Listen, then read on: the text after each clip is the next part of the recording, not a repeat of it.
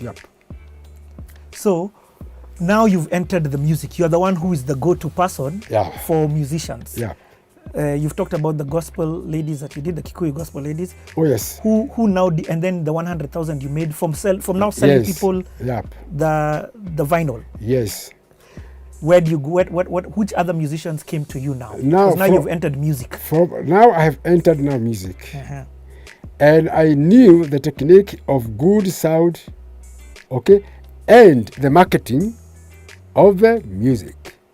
I had a shop downtown, okay, for selling music. But then the people who are producing music were only 3. There was somebody called Ron Andrews. He was only producing foreign music because he was the only repertoire holder of the foreign music. Jim Reeves, Charlie Pride, Beatles, okay? He was getting the tapes from there and then coming to reprocess and produce there. Then there was another Asian called Chandrana. He is one of the oldest. I don't know why he's there. Yes. And he's also a close friend of mine. Yes. He was based in Kericho. He is the first person to have his own sound recording studio. And then there was Agarwal, also an Asian. Last but not least, my friend, late Melodica. But as far as Africans are concerned, the oldest producer that I know was somebody called Sokota Music Store. And then there was some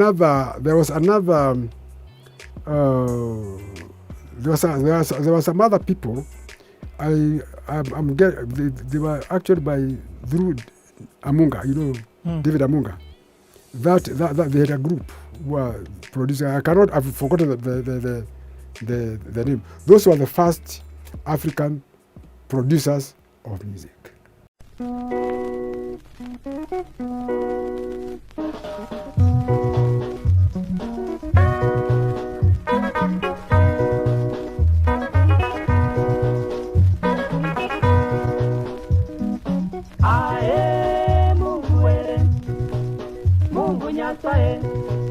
Mungu wa huruma, ibarikie Afrika ino. Afrika tunayoipenda, Mungu, Baba Mungu, yenye milima na wanyama, yenye bahari na misitu, mabondeni ya rutuba, misitu ni ya wanyama. Ibariki Afrika ino, ibariki Afrika ino. Ae, bara la Afrika, bara la Afrika, bara letu. And then I came as heavyweight. I had money. I had means to promote. Yes. So I got hold of some of the oldest Kikuyu musicians. Because, good music was only music which was in a language that you can understand. There are some people who buy music because of the beat. Others because of what they get. Okay? The message they get. And others, they buy music because it is from a particular person. They don't give any reason.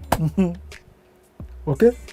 So I got my earliest people to record was James Ohome Maigi, CDM Kiratu. There was Timon Aburo, who are still even now very, very famous on my repertoire. Yes. Then there was Wamumbe. Okay? And many more. There are so many people. I cannot be able to. But around what year is this when you started doing this? Now 79, 80s and the like. Then I had a bang. I got Kakai Kilonzo. who has always been my biggest repertoire, but he never stayed for long. Mm-hmm. That was my biggest when we were doing the recording.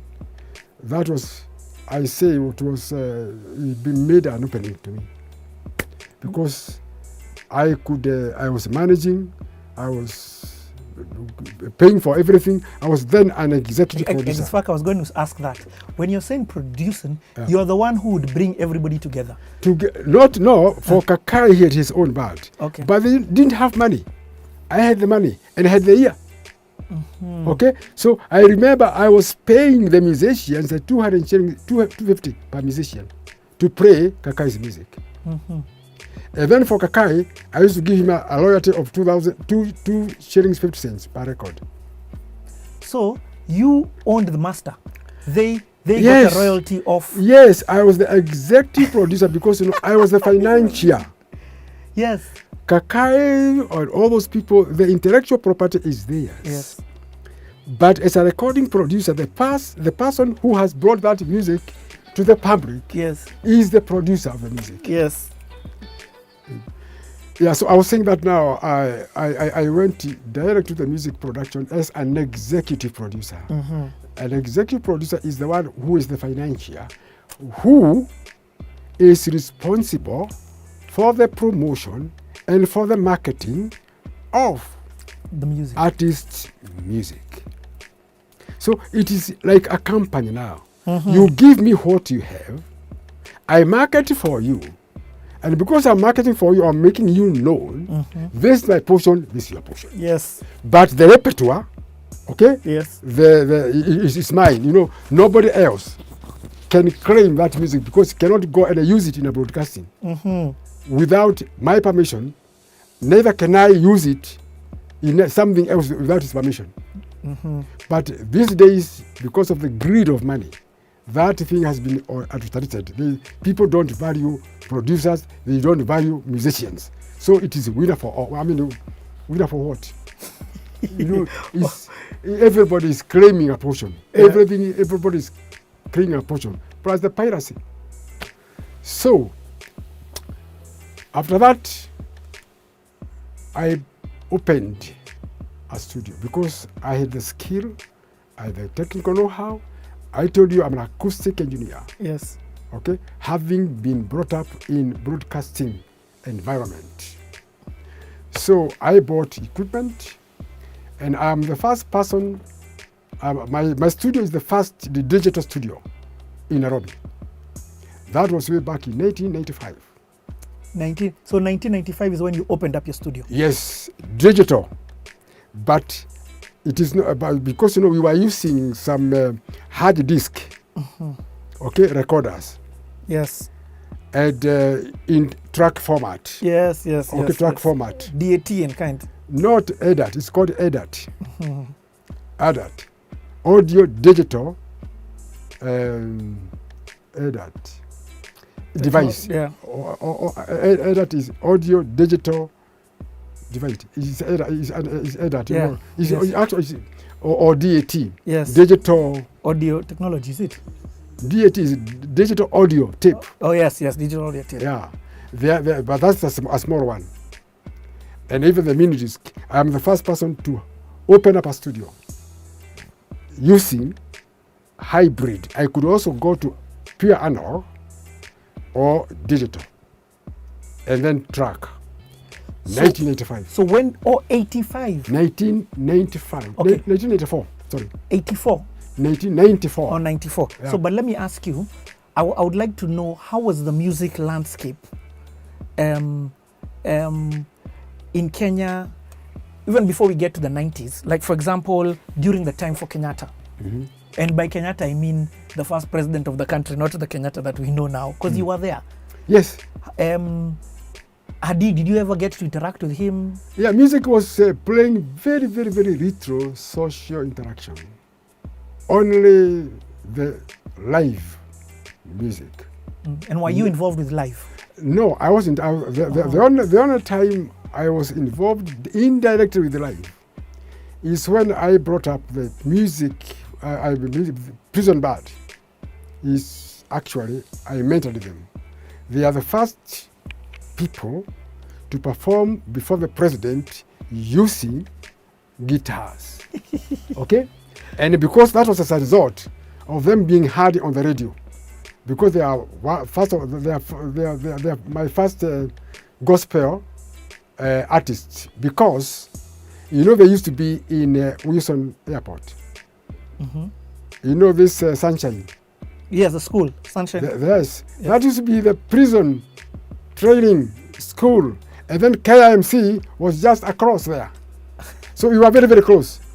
So I could come from KIMC, go and then go to the either officers' mess, okay?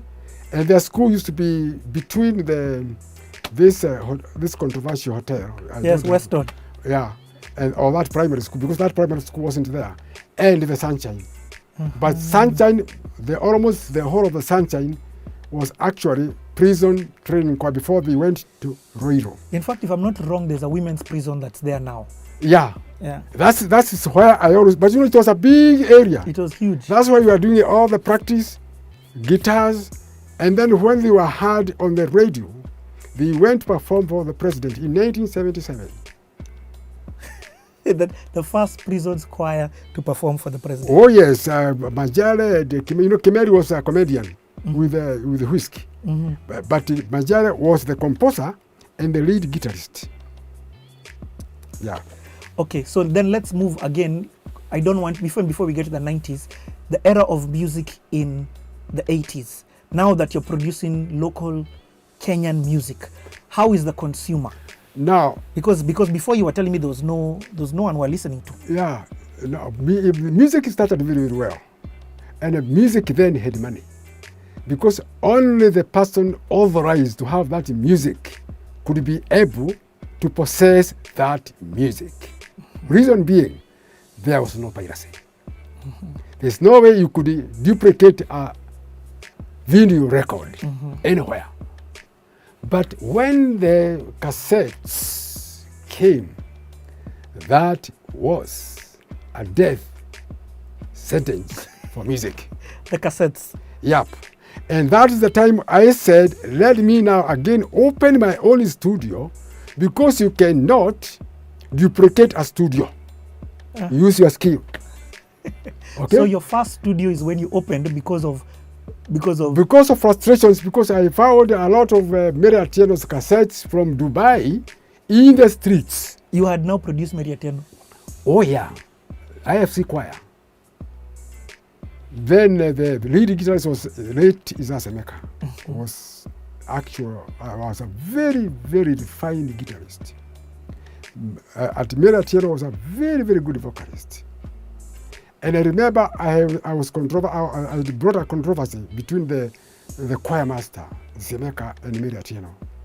Because I said, now this is the identity of this choir. If you want to go far, make this lady as identity of the choir. With sing with Joyce Atieno, the daughter of the then pastor. It used to be called IFC Jericho Choir. So, though Isaiah is a good composer, I told him, as a producer, I would recommend it to you, make this lady the identity of the choir. All the music that you compose and like, let Mary Atieno be the identity of the choir. And it went like that, then they differed, then Mary Atieno now went on her own. She went solo. I continue recording her until she got married. She diverted. She began now reproducing. I still have the original recordings. Yes. But I have got a lot of respect for Mary Atieno. So when did you open your first studio? I opened my first studio in 1994. Before that, you would go and even hire a studio? No, I was to go to hire a studio. It used to be called Andrew Crawford Production. The place where this Andrew Crawford is State House Road. Yes. Okay. Andrew Crawford Complex. That is where the first studio was. But then there was another one called High Fidelity. You know this agriculture house opposite near this It used to be, you know, this Tuskies, the one that's near the roundabout of Haile Selassie, Yes. the Tuskies. Yes. Upstairs, it is actually opposite the bomb blast, Mm-hmm. the place that was bomb blast. That was high fidelity studio. And the way we were recording everybody in one room. People who are doing the drums, people who are singing, in the one room like that. What? Okay? So, Are you the one who recorded Kamaru's first song, no, it's Chadrana. Chandrana? Yes. What about, so tell us a little bit about Kamaru, because that's a legend who we've just lost. Kamaru